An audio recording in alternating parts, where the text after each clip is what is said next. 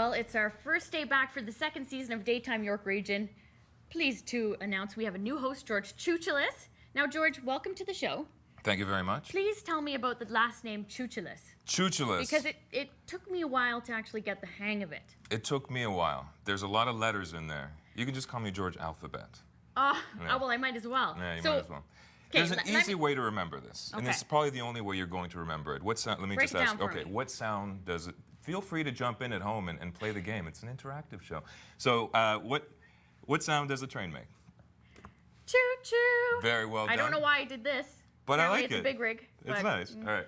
And the opposite of more is? Less. Put all that together? Tsioutsioulas. There you go. Okay, now let me try to spell it without looking at that screen over there. Go ahead. I've been practicing now. Okay. T-S-I-O-U. Yes? Oh, no. Well, you got the first four, so the second four should be easy because it's T-S-I-O-U. Again? T-S-I-O-U-L-A-S. You got it. You're a champion. Okay.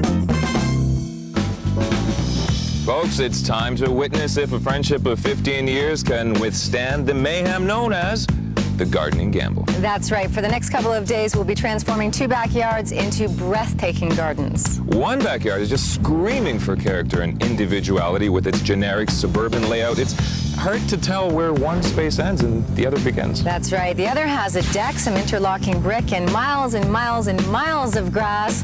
But there's nothing exciting about that. Yeah, yours is huge and mine's tiny. That's the challenge. Space that we're working with, that is. Need to clarify that. Yes. Stay with us. We're going to get to the plan right after this. Hey, look. Hello. What you got there? It's a sign. It says Mimi. That says Mimi? That says Mimi. It's in English, can't you tell? I do have a hard time with the English language sometimes. Yeah, it's in Punjabi, which is one of the languages of India. Not close enough to one of the languages that Mark speaks, so we thought, why not? Oh, does my name mean anything? George? Yeah. How do you say that in Punjabi? George? That's it? You add a jeet or a deep to the end of it, and you're being Punjabi. George Deep? George Deep. George Deep. George Deep. All right, I'm George Deep signing off. And if you're in the mood to laugh, grab a pen, find yourself a calendar, and then mark down November 19th, because that's when comedian Frank Spadone is scheduled to appear at the Toronto Centre for the Arts. Frank, let me ask you something. Which is worse, attending one class period completely in the nude, or attending the whole day of school in your underwear? Which is worse? I think the underwear is worse. You do? Yeah, because I got really old underwear with holes in it. I'd rather be naked. There you go. Au naturel, commando. Yeah, because I take care of that. Not even, well, yeah, commando, but nothing over it. No. For one whole period. No, nothing. That's okay. At least it goes by quick. It's all right. Frank's comfortable with it. Yeah, I'm okay with myself. Frank's I'm Italian. You know what I mean? I am George Tsioutsioulas. I'm here on the red carpet at Roy Thompson Hall, and I've managed to grab myself a few inches of space. Things are going to get very crazy. I'm here for the film A Good Year, starring Russell Crowe and directed by Ridley Scott. We're going to hear from both of those fine gentlemen in just a few moments. We're also going to check in with Michelle at Ryerson, see what's going on with her. But first, we've got some red carpet business to attend to. Sum up, if you can, the roller coaster that's been your life for the last 3 years in 5 words, if you can. You can do it as a group effort. Sum up the roller coaster in 5 words. Yeah, that is. Up, down, up, down. Maybe down a bit. The film is called A Good Year, so I'd like to ask you, at what point in your life would you say you changed the most? Probably this last 12 months, actually. You know, the whole full realization of what it is to be a dad, and not only to one, but now to 2. You know, and you begin to understand more what a marriage is, and priorities change because everything gets sifted now. So. At the risk of overstating the obvious, this is crazy. Is there? Tell me really quickly, when did you realize you were about to leave normal life and enter this whole other crazy world that you live now? Do you remember that moment? Yeah, it was in probably 91, 92 when I went outside and found people digging through my trash. You were here just a few days ago for All the King's Men. You might as well just put a sleeping bag here and just stay here. People love you. Oh, I don't know about that. Let me ask you, this is is this the 3rd time you've worked with Anthony on a film? Yeah. What is it that keeps you coming back? He keeps sending me wonderful scripts. It's a very powerful film. I saw it the other day, and your character is probably the saddest of the bunch in this film. Sad.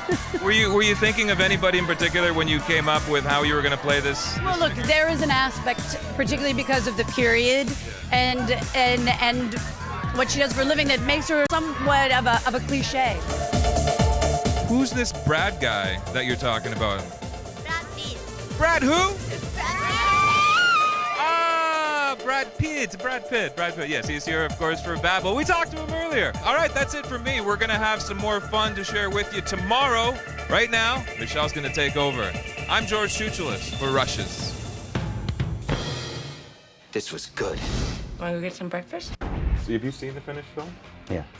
Were you watching it with an audience at all? Yeah, I saw it at Sundance. Okay, so tell me what was going through your head in that scene where you're laying in bed with Maria and her hand is covering. Her hand is, you know, coupling the family jewels and pays you the compliment of saying, what's the line? You have a great cock. Yeah, that's it. There you go. I have no one to blame. The idea, the shot was my idea. I like Virgo. Virgo. Are you a Virgo? Of course. What sign are you? I'm a Scorpio. Oh. Do we get along? Oh, how come everyone does that? Hi, how are you? Hi, how are you? I'm doing well. What's going on? Not much. You look very happy today. Always happy. Always? Always. Do you ever just feel like freaking out and just smacking somebody? Not here, Disney. No, because here it's always a magical day. That's correct. Do you know any Disney songs? No, I don't. What about doing the colada? We were just singing with the Lion King. Let's do it together. Come on. Come on. I don't know. Yeah. Una colada.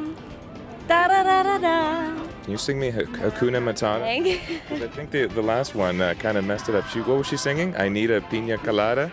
But that works too. Maybe we can go get a pina colada later. Maybe. Okay.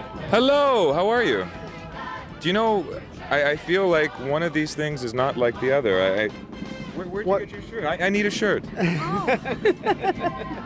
They don't speak English? I barely speak English myself. Okay. That's okay. Okay. Fellow Canadians. Yes, we're from Canada. We're a group of travel agents invited by Walt Disney to come and celebrate the 100 years anniversary. You all look very dangerous. Her especially.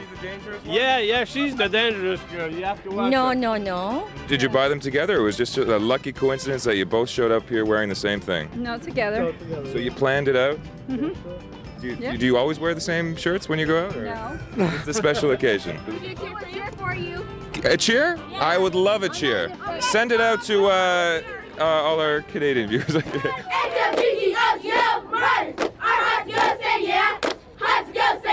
Yeah!